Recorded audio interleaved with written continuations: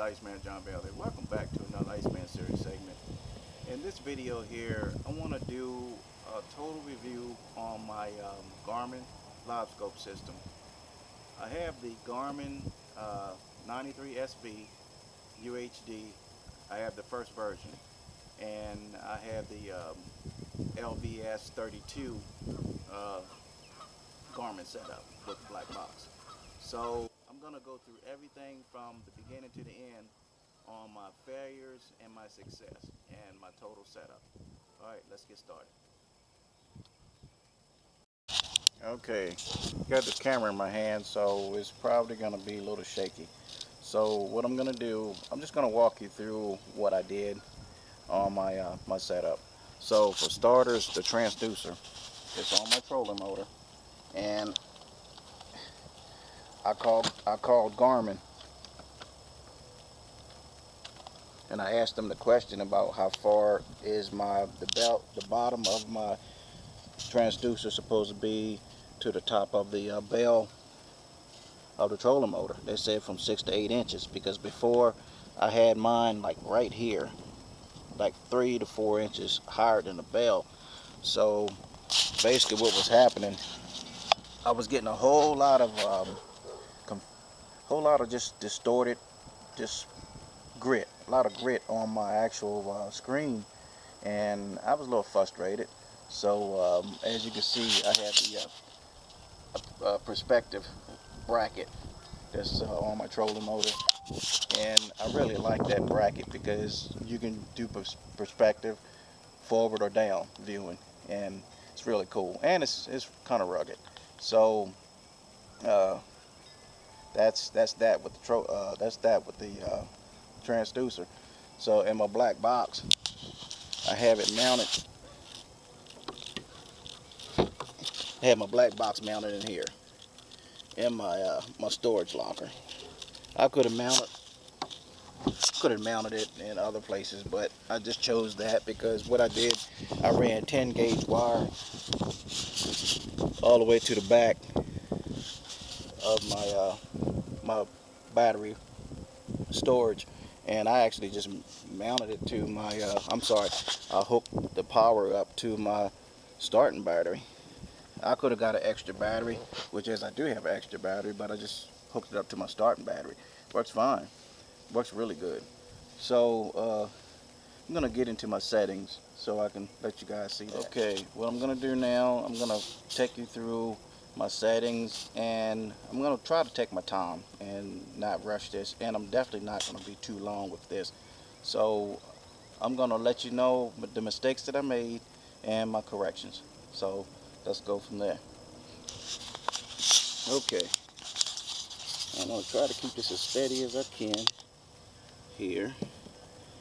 Alright, let's go to menu, Sonar setup.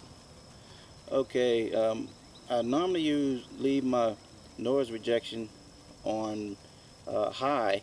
This is a simulator right here, but I normally leave my noise rejection on high on cloudy days, and on sunny days I put it on medium, because for some reason on cloudy days apparently the transducer need a little bit more light, so I put it on high and it pops a little bit better.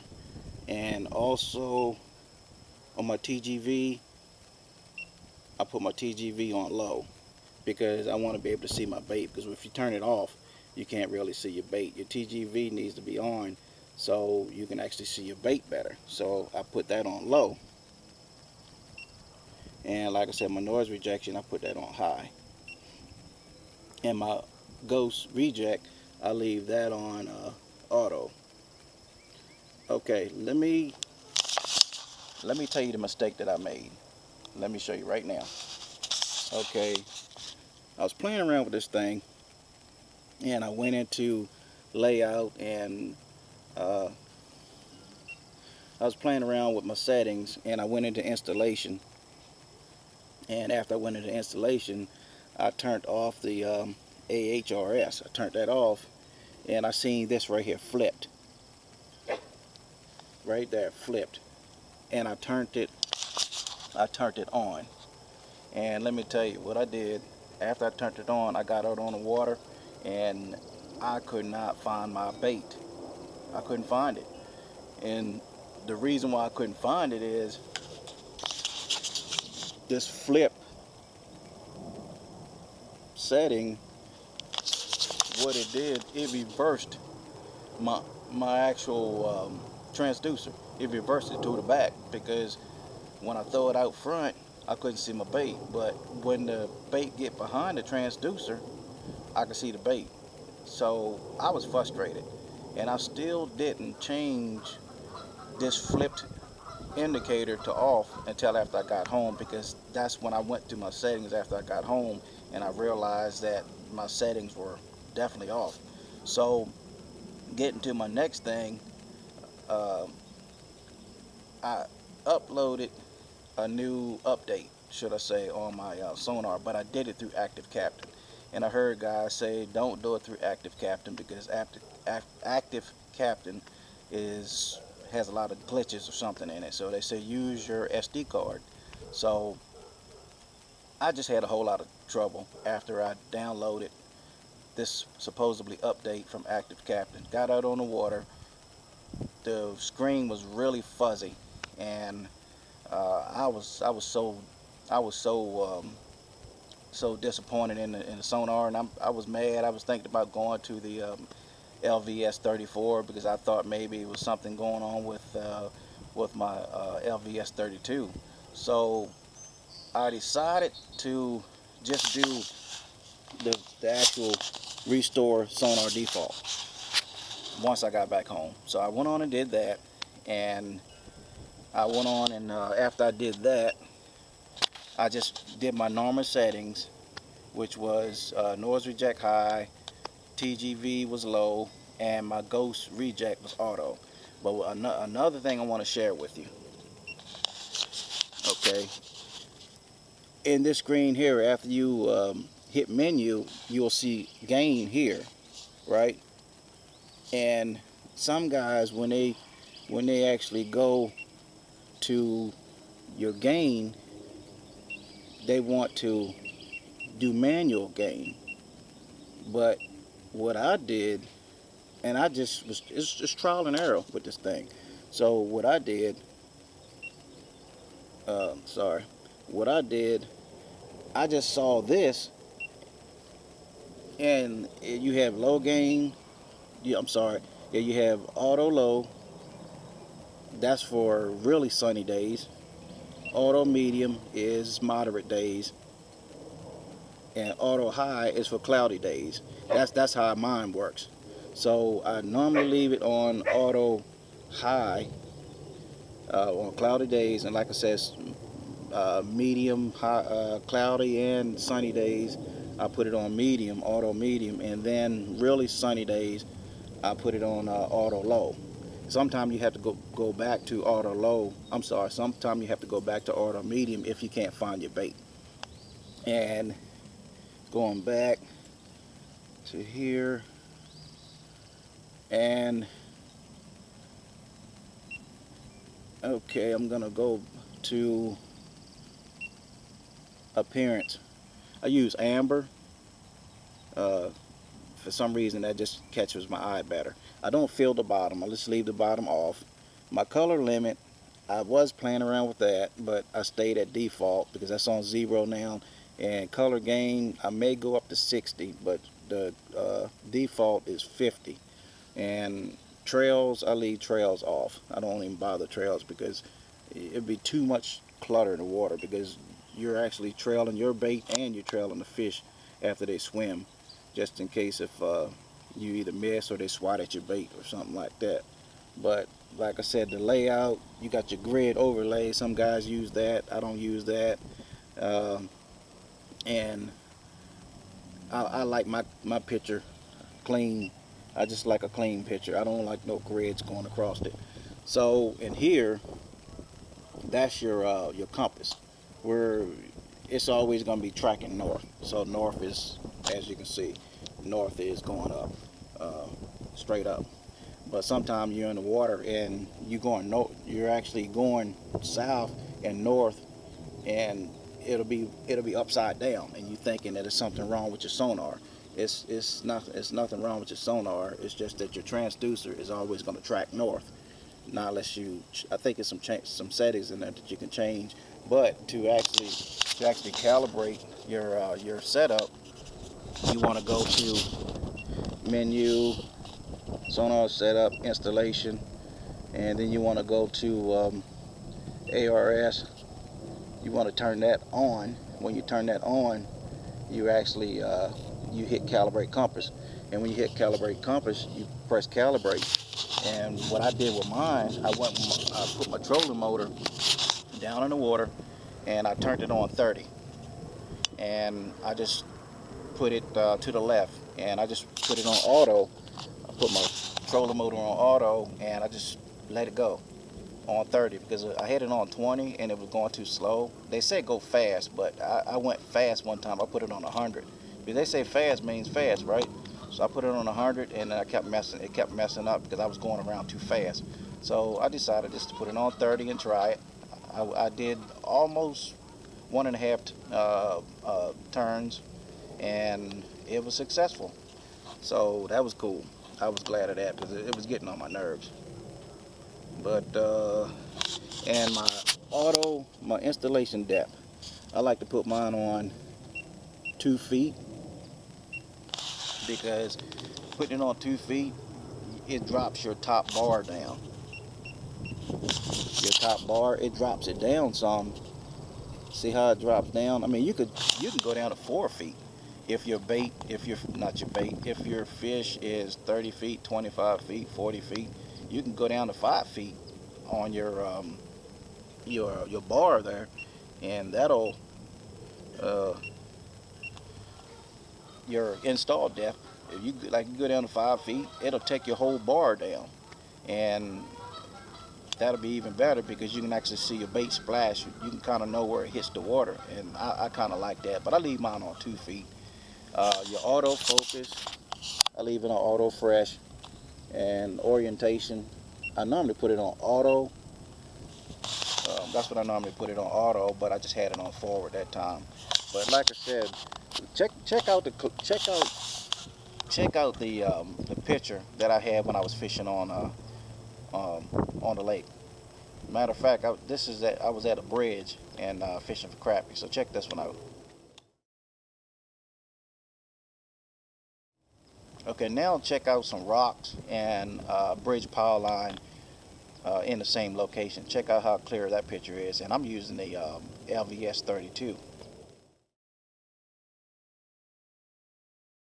I mean, one guy was like, you fishing with a live scope? I said, yep.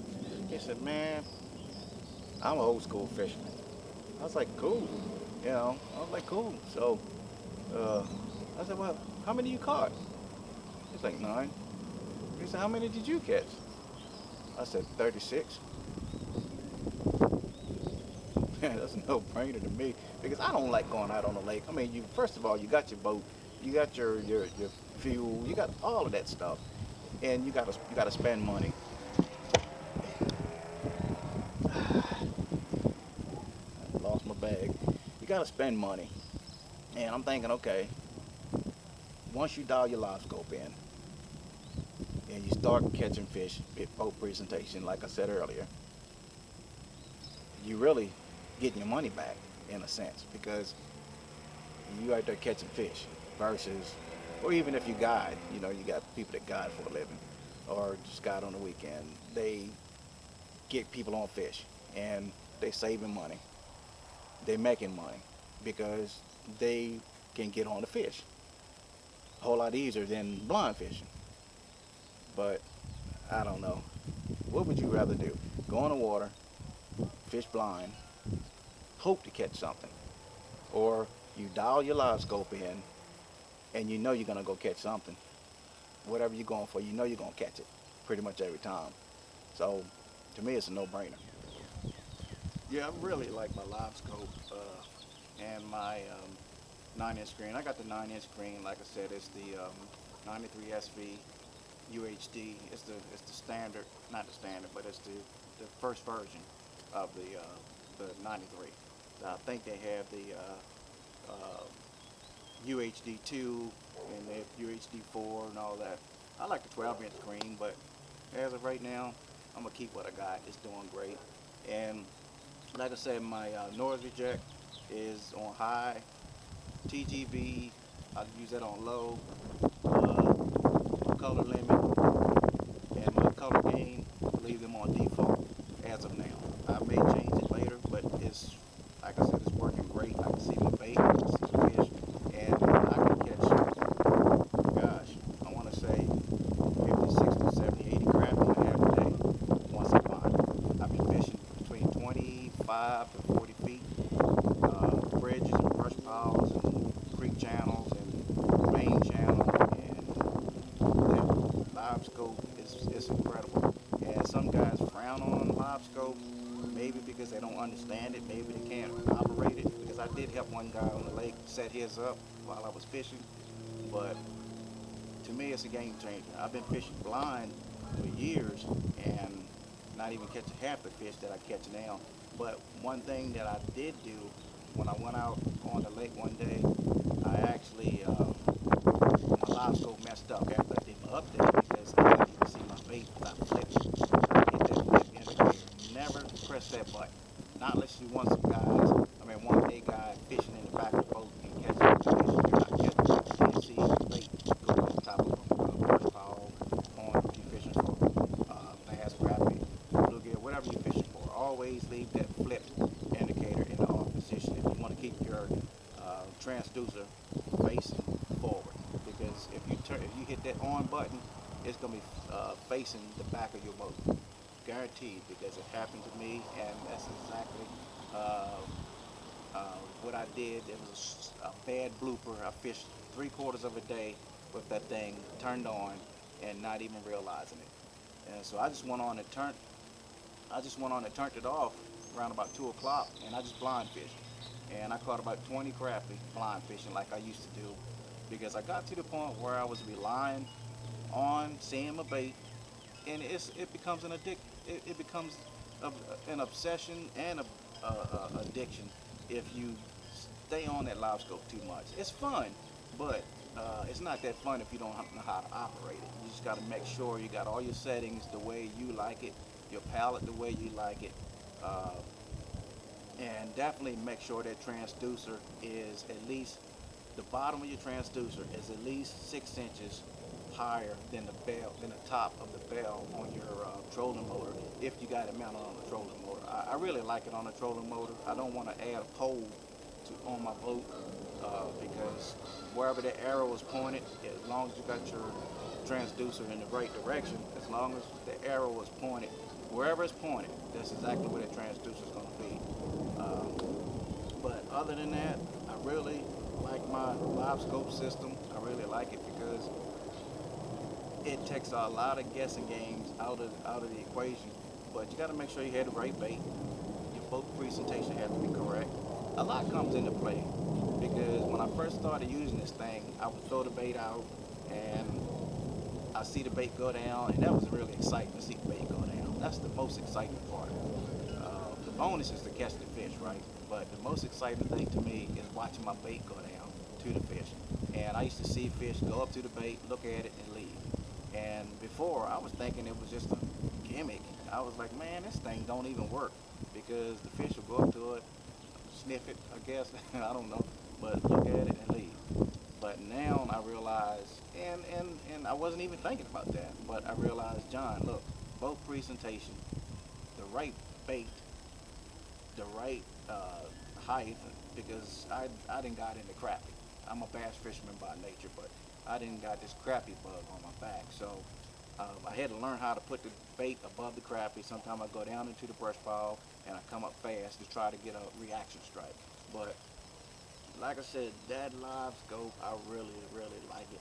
But it takes time. It takes time. It took me 2.5 months to dial it in the way I want it, and now it's 120% guaranteed. When I go in on any lake, I'm gonna catch some crappie, bass, whatever I go after, because I got that much confidence in myself now and fishing for especially crappie. But But I got that much confidence now in fishing in deep water because I was always a bank beater, shooting docks and all that stuff all the time because I didn't have that confidence of fishing in water 20 feet or deeper. But now I stay in 20 feet plus of water, and I just hammer them crappie. I do it week after week after week. I didn't put I don't know if you can see my lake back there, but I didn't put a 250 crappie in my lake. I can't put no more because I got the bass and bluegill, catfish, it's everything back there. But it's I can't speak enough about the live scope. But like I said, if you dial that 32, you got to dial it in correctly. If you dial it in correctly, you don't really need a 34. But if you're starting off with live scope, then I would go with the 34. I would, because it's not that much difference in prices, and really, since I have mine dialed in the way I do, it ain't that much difference in clarity. If you think if you actually know how to do it. So I'm gonna go ahead and get off of here and get this boat ready because I'm going out and fish this week, and I'm gonna get on them again. Iceman signing out. God bless. Take care.